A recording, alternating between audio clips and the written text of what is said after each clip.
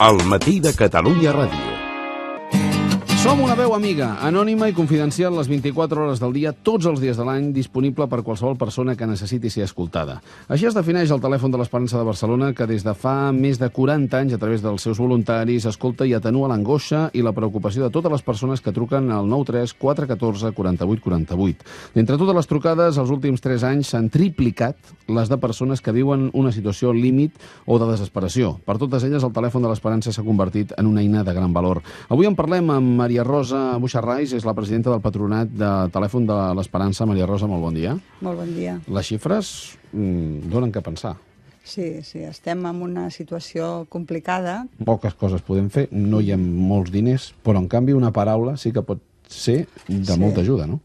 Bueno, de fet, la major part de trucades són de persones que necessiten ser escoltades, que algú els escolti, i algú vol dir que no els hi doni consells, o sigui, no es tracta de donar consells, sinó simplement escoltar la persona, per això, perquè es troba sola. Per què Després també hi ha altra gent doncs, que té problemes de depressió, de sentiment, aquests sentiments d'angoixa, per situacions límit que poden viure, tant a nivell econòmic com de relacions de parella, tema divorcis, i relacions entre pares i fills. Vull dir, hi ha molta problemàtica diferent, però el que ara ens ha sorprès és que últimament truca molt gent que té malalties mentals, no? Que el fet de que hagi augmentat aquest nombre de persones ens preocupa relativament, perquè, de fet, nosaltres, clar, com a servei, som un servei de voluntaris, i els voluntaris, tot i que reben una bona formació, primer es fa una selecció i després es fa una formació.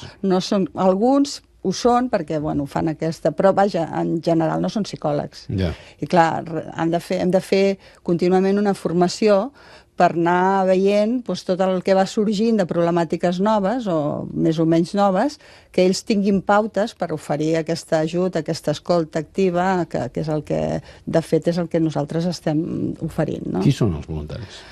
Els voluntaris, mira, són persones d'entre 27 i 68 anys, aproximadament, i que que donen 10 hores al mes, l'hora que ells volen, en principi, no? Ara necessitem, sobretot, persones que puguin atendre de 12 de la nit a 8 del matí, l'horari nocturn és més difícil de cobrir, però són persones que donen el seu temps per això, per escoltar els altres, no? I quin és el perfil dels que truquen?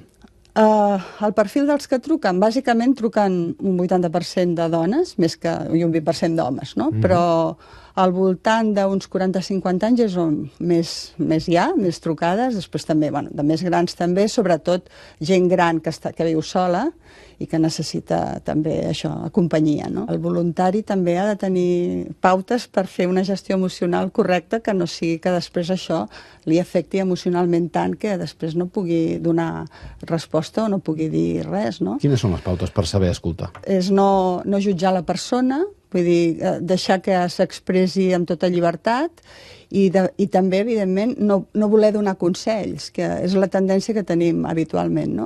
I saber escoltar problemes, que també ens costa molt, les persones poder escoltar els problemes dels altres sense que això generi com una interpel·lació a donar alguna resposta, no? I això és el que a la formació el que els hi fem és això de dir, vigila, no es tracta de donar consells ni respostes, en algun cas sí que demanen algun recurs, i com que tenim una llista de recursos se'ls hi proporciona, però en general el que vol la gent és escolta, i per això els formem amb escolta activa. Rebeu trucades de gent al límit?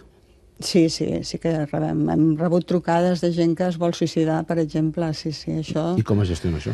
Clar, això és difícil de gestionar, perquè, clar, nosaltres després no fem un seguiment de què ha passat amb aquella persona, només l'hem escoltat. Hi ha alguna persona que ha trucat perquè vol sentir-se acompanyada en els últims moments de la seva vida, no? I clar, això, per la persona que escolta, ha de tenir, com et deia, molta valentia per afrontar una situació d'aquest tipus, però nosaltres només escoltem, no podem fer res més que escoltar.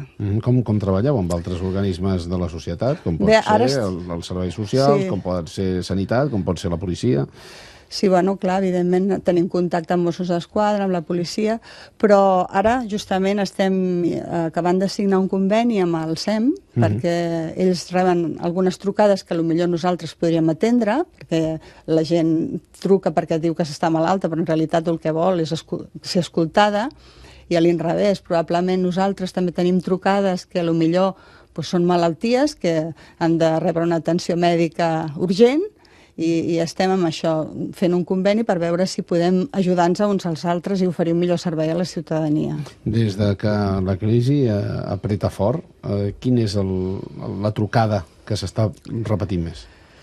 Bé, tot i que la crisi, evidentment, queda reflectida en algunes trucades, no és allò. La preocupació és sobretot veure com un se'n surt dia a dia amb situacions de crisi, però a veure, la crisi econòmica sí que té un punt, vull dir, hi ha trucades d'aquest tema, però jo crec que a la persona li preocupa més la incidència que té aquesta crisi econòmica, per exemple, amb la relació de parella, per exemple, no? Evidentment, la crisi pot generar algú que es queda dona i home sense feina i estan desesperats i no saben com sortir-se. El tema dels desnonaments també hi ha trucades sobre aquest tema, vull dir, sí que evidentment hi ha, però no és una cosa significativa com per dir, bueno, ara tant per cent elevat és d'això, no. La solitud és el sentiment... Per què ens sentim sols?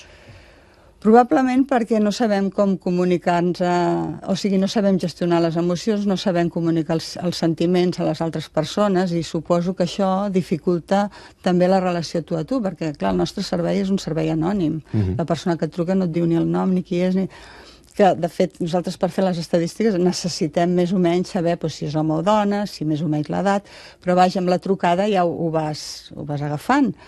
Però en aquest sentit, clar, al ser un servei anònim, el que passa és que sovint només et dediques a atendre la persona sense saber exactament aquella persona què farà en el futur. La nostra filosofia és aquest anonimat, i això no crec que ho puguem trencar de cap manera. De fet, és una de les confiances que té la gent per poder-hi accedir, no?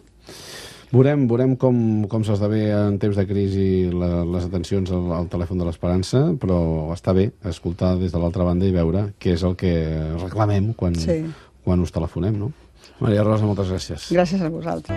Ara més que mai, rigor, proximitat, pluralitat, compromís. El matí de Catalunya Ràdio, amb Manel Fuentes. De dilluns a divendres, de 6 del matí a 12 del migdia. Ara més que mai, la Ràdio Nacional de Catalunya. Ara més que mai, Catalunya Ràdio.